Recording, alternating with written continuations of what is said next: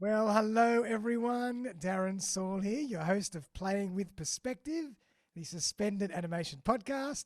It's episode 161, and I have the lovely Amanda Aravena in the studio today. How are you, Amanda?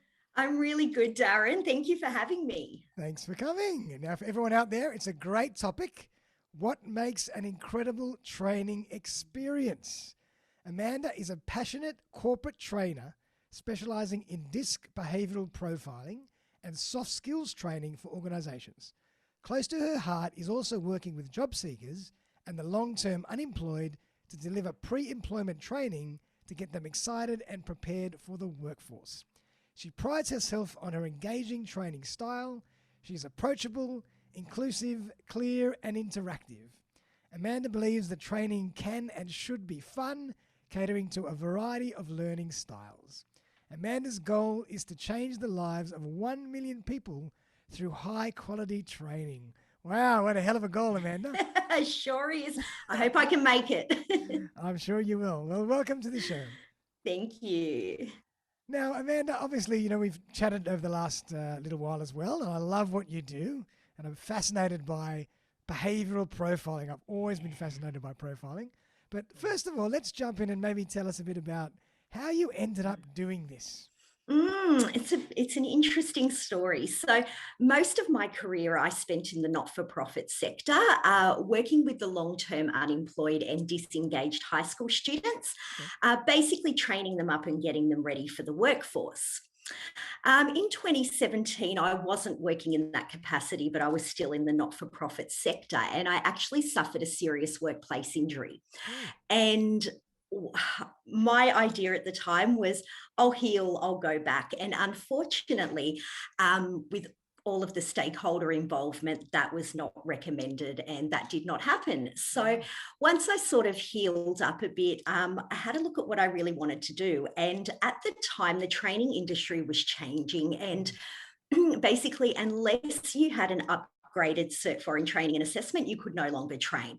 So I decided to go and get that qualification and start my own business. And that's how I ended up here. and here you are. I Fantastic. am. And how many years has it been now in training? It's almost 3 years on the 1st of July. Congratulations. Thank you. Fantastic. And it sounds like you really love it. I do. It's just, I would do it for free if I didn't have bills to pay. I absolutely You love didn't hear that, training. everybody. You didn't hear it. No, I'm sorry. I'm still going to charge you. Awesome. I mean, what a great story. It's always nice to hear how somebody falls into something and it's meant to be in a way. It's what they love to do and it's in Exactly. line with who they are as a person. That's exactly right. And I think at the time of my workplace injury, I thought, oh my gosh, this is the worst thing that has ever happened to me. And it's turned out to be the best. So you Wow. just never know where something's going to lead you. Yeah.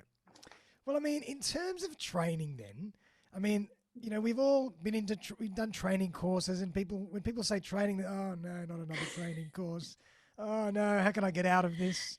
Yeah. I mean, why is it that training can often seem so drawn out and boring and disengaging, and people just run away from it? Yeah. And look, I've definitely been the person running away from training. Years ago, I was kicked out of a training course because I was so disengaged and I was talking and I was asked to leave. You're the troublemaker. You're causing trouble. I was. I think that it can be such a drawn out, boring process for a number of different reasons. So, probably the first one is that trainers aren't taught how to deliver training. When you go through a training and assessment cert for, you're taught how to be compliant with ASQA, you're taught about how to put things together, but you're not taught how to deliver. And not everybody is a natural deliverer of training. I think the other thing that happens as well is that the person organising the training has objectives and an agenda, and sometimes they can think the only way to meet those objectives is with 100 PowerPoint slides that tick all those boxes. Whereas there's so many different ways to deliver training. And I think finally the third one is that there's different learning styles. So there's visual, there's auditory, there's kinesthetic. And as a trainer, it's really important that we cater to all of those learning styles. And while we can't do it for everyone all of the time. If there's a little bit of each in your training program, people will be more engaged with it. And I have a lot of fun. I have a lot of activities, and I think it's really important that it's just fun. Yeah, and I think you've touched on a really good point. I mean, just because people know the content or they're knowledgeable about whatever the subject is doesn't always mean they're great teachers or trainers. So, as you Exactly. say, to deliver something and to communicate something and inspire people on the other end to Yeah. really take on board what you have to teach is another Yeah. gift. It's another whole art form. I agree. Absolutely. Yep, so true. And so then tell us about you. What makes you so different? How do you run your training that's so different? Mm. Well, I run my training, first of all, by making sure that everybody that enters the training room is greeted, that I'm friendly, that I'm approachable. Because at the end of the day, nobody wants to go along to training to look like a fool in front of their colleagues. And the trainer has that capacity to do that. And, I've seen it happen where they'll ask a question and somebody will answer and they'll go, nah, that's wrong. So I make sure that I don't train in that way. I make sure that everybody feels really comfortable. Yep. I also put a lot of activities into my training. So I've got a method called teach and stick, where I'll teach a concept and then do an activity to make it stick, because Love people it. learn better when they're actually doing it. Yeah, So that's pretty much, that's it's called probably, active learning, isn't it? In a it way. is. Yes, exactly. That's exactly how I run it. Awesome, awesome. I mean, I find the same whenever I do training courses. As soon as I've put Yeah. something into practice, it's almost cemented in my head. Otherwise, it's just theory and it just disappears. That's exactly right. The amount of training courses I've done that are just theory and they give you a nice workbook and I chuck it in the bin on the way out Yep. and I've learned nothing. Awesome. So that's your style, and obviously you're very bubbly and full of energy, and I can see you probably make your training fun and interactive as well. I definitely do. I think that's probably the main thing. And for me, student experience is paramount. So, Yep. some people take the bums on seats approach. Let's just get everybody in and hope for the best. Whereas I'm sort of like, well, let's give a great student experience. So they tell all their friends and all their friends want to come along. 100%. And wow, that's such a good point. Just like in anything, referrals are everything. And if you Oh, really give people the experience, it's amazing what happens. that's exactly right, Darren. And they might come back for more. They Who knows? might. You never know. So let's chat about DISC in particular, because obviously that's a speciality for you. Um, Yes. there are so many different types of behavioral based profiling systems. I know there's Myers Briggs and there's, there was even one that I read was called, is it Larry Little or something? Oh, really? I haven't heard of that one. It's like a more of an animal form trait. It was really interesting. I think someone got me onto that ages ago. But DISC has That's been around for a awesome. long time. Yeah. And I remember doing DISC profiling years and years ago. So why is DISC still Yeah. here? Why is it so good? And why is it that DISC Mm. has stood the test of time? Yeah, great question. I think for a few reasons. So, DISC is pretty simple. There's four different behavioural profiles that people will fall into, as opposed to 20. So it's easy to remember what your profile is, and I think that DISC is easily recognised by the colour system. So because it's coloured for each profile, there's four colours in it. That's how people remember DISC, and I often get asked, is that the coloured profiling tool? And I'm like, yes, it is. Yep, And that's that's how the people one. know it. And can you pick Yeah. somebody just by talking to them for 5 minutes? Or do you really need to? I mean, to a degree, I'm assuming. Yeah, no, I think that I can. I think I've got a bit of a knack for that. Although my dad asked me the other day what I thought he was, and I got it totally wrong. But I think my dad's different with me than he is out in the world. So that's probably why that happened. Yeah, Um, true. but yeah, I get a pretty good sense just from talking to people. And I think sometimes people will fall into different categories depending upon the situation.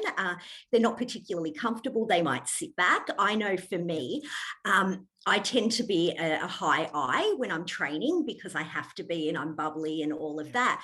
But I'm actually not an I on the disc profiling. So there you Is go. that right? It Fascinating. is.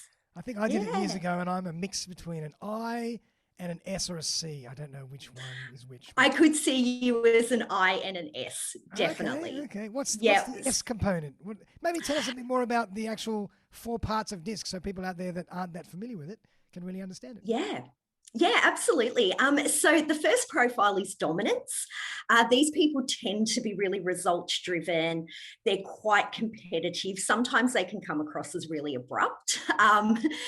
There is influence, which is the I one. And these people are super bubbly and they make everybody around them feel really comfortable and they're very, very positive, which is where I can see the I for you, Darren. And also the S, I can see why you'd fit into that. So the S is the steady behavioural style. And these people are really, really lovely. They're just supportive. They're people. They want everything to be fair and that sort of thing. So they're just really gentle people. And then the C is a really compliant personality. So you often find accountants are Cs because they have to be. Right. And they're very, very logical. The Cs, they don't like too much emotion. Right. So Which there ones are you the go. which ones would be more towards the perfectionism slant? Would that be C? Definitely the C. Yep, definitely the C. They just love everything to be accurate. Right. If it's Interesting. not, watch Okay. out. Okay. Okay. And so disc obviously has been around for so long, but because it's simple, there's only four categories, it's color coded, it's logical, it's just stood the test of time. Exactly. And would you say that most companies are Yeah. still using disc as their major profiling system these days? I think quite a lot still are. There are other ones sort of popping their head up, and not so much profiling tools, but more psychometric testing. Uh-huh. I think a lot of companies are using that sort of platform. But DISC is still definitely out there because people remember it and they know it. Yeah, yeah. And also you can get very different levels of extensivity in terms of disc profiling. I've seen disc surveys that are Yeah. just one page, and I've seen ones that can take 45 minutes. Absolutely. Yep. So the ones that I work with, I've got a sort of a basic workbook one that's really, really great. But the extended profiles that I do, I think they're about 15 pages long and they actually match people to different career paths and things like that. So it's really super interesting. And it shows on this particular profile where you might sit in your personal life versus your professional life. And Yep. yeah, it's super interesting. Oh, wow. Fascinating. I love that stuff. And Yeah, so me too. is disc the main area that you work, or do you work in a few other areas as well in terms of training? Yeah, so I do a few other areas. So disc, I'm really passionate about, and I just love it. I find it so interesting and fascinating, and I've seen some really great things happen within organisations when people understand disc. Yep. I do other soft skills training at some point in my training career.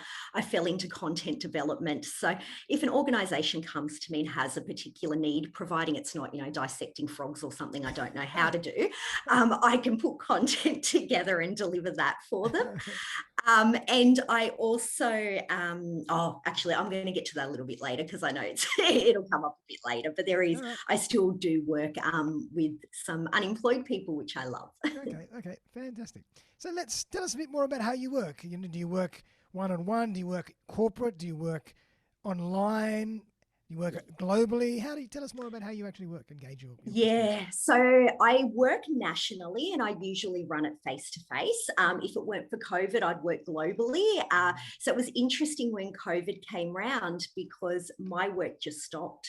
There's no more face-to-face training. There's social distancing. Yep. I can only train 3 people at once in a room.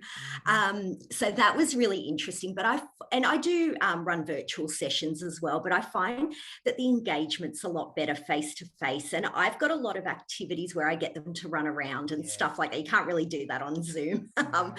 So yeah, that's pretty much how I work. Okay, all right, fantastic. Well, I'd love to hear just a little bit of a story. I'd love a good case study because my audience loves a story and I love a story. Ooh, Tell us a bit about, awesome. maybe a couple of examples where you've gone in to corporates or even an individual and you've trained them using a lot of these different profiling techniques and it's changed their life. Awesome. So the first one that comes to mind is a not-for-profit that I ran this training for earlier this year, and their team is quite remote. So they were all together for a 2-day conference, and they had me come in and run half a day training for them. And it's really interesting. The feedback that I got was exceptional. And just even watching the change in people as the training progressed, you know, the high Ds were sort of sitting back like, and then by the end of it, they knew and everybody else knew that they were a D. And so they started to, I guess, change the way that they were communicating with each other. And I had a follow-up session, as I always do. So every time I run training, I run a follow-up session a few weeks later to make sure that there's no, you know, further questions or things that people aren't sure about. And only one person came to the follow-up session, which is actually a really good thing because it means that they've got it. And the person that came just wanted to let me know how well they're working as a team remotely now that they've done this. So that was really cool. Well done. Well done. Well done. Yeah. And could I share another case study? Because this one is really close to my heart. So I'm contracted by one of Australia's largest retailers to run their Indigenous pre-employment program. Yeah. And it's basically a 3-day program. We go through induction, but we're also building their confidence and excitement for the employment opportunity that they're going for. Yeah. And from the number of people from walking into my class to getting and keeping a job is a 92% conversion rate. And it's not about conversion rate. It's about 92% of those people were able to start a career with this place and be able to support their families, put food on the table.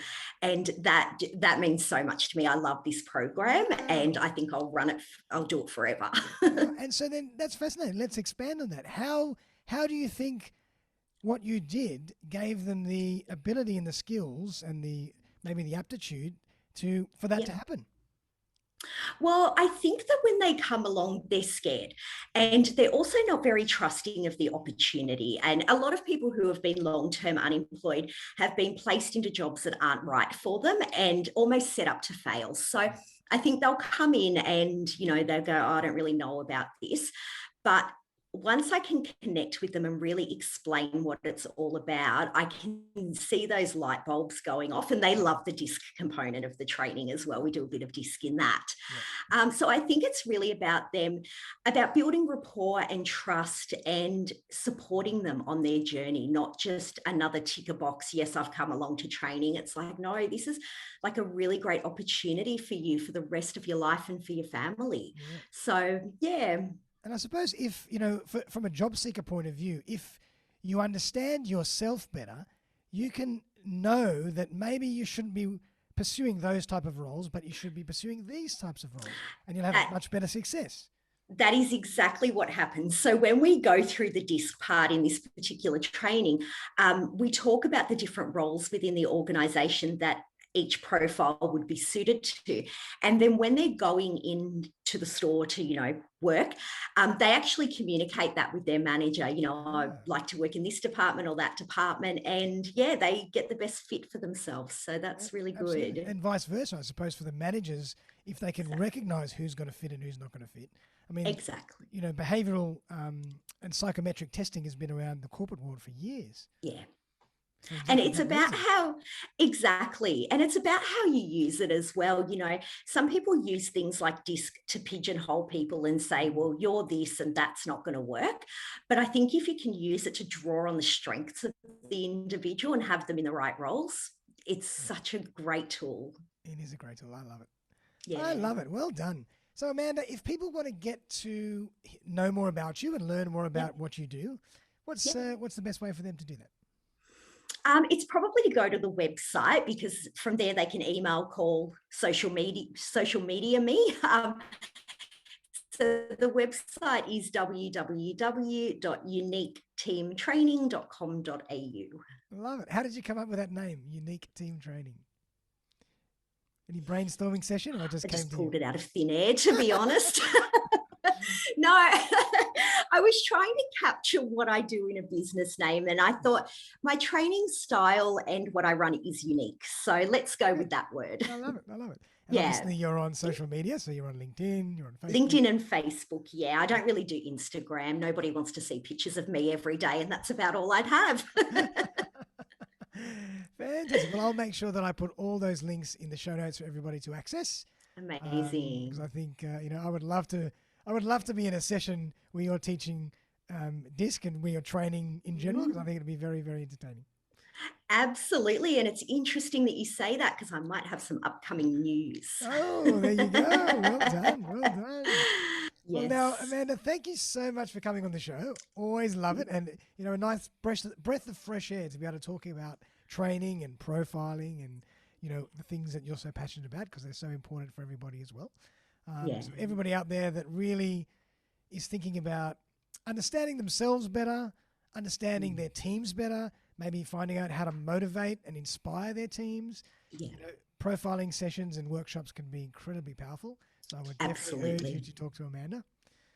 Thank you, Darren. And I My always love pleasure. chatting with you. Oh, thank you. It's such a pleasure. I'm not going to let you off the hook just yet, because at the end Okay. of every podcast episode, I always ask my guest to give us something that they're maybe just some form of some insight or something that they're thinking about, or a little bit of advice to anyone out there, and to how they can make their lives a bit better. So anything that comes to your mind, might be How they training can make related, their might be lives. disc related, it might be just whatever's on your mind. Okay, how they can make their lives a little bit better. This is neither disc nor training related, but it's something that I do every morning. Oh, good. Before I even get out of bed, I'll jump on YouTube and put an inspirational speech on. And I find that just sets me up for the day feeling super inspired and motivated. Love it, love it. I do a similar thing. I put a podcast on. Every morning. I get up early, Awesome. and I'm Yep. always listening to a podcast, and that kind of sets me up for the day. Absolutely. Isn't it the best? And yeah, it's funny. People will say to me, what time do you get up? And I'm like, oh, I'm up at 5:30 every day. I do go to bed at 8:30 though, but a bit of a nana. I'm the same. I'm probably in bed by 9:30. Yeah. Yep. Yep. It's a great way to live, I think. Yeah, I think I've changed. I've totally changed over the years. Me too. I used to be up until 3 a.m. and then up at 10. Wow. Well, Amanda, thank you so much. Thank you, Again, I Darren. really appreciate you coming on the show and sharing your knowledge and your expertise. And I wish you all the very, very best of luck. And everybody out there, check out all the links, check out Amanda's website, and find out more about what she does. Thank you so much, Darren. Pleasure. So everyone out there, have a great day. We'll see you very, very soon for another episode coming up tomorrow. Stay tuned and bye for now.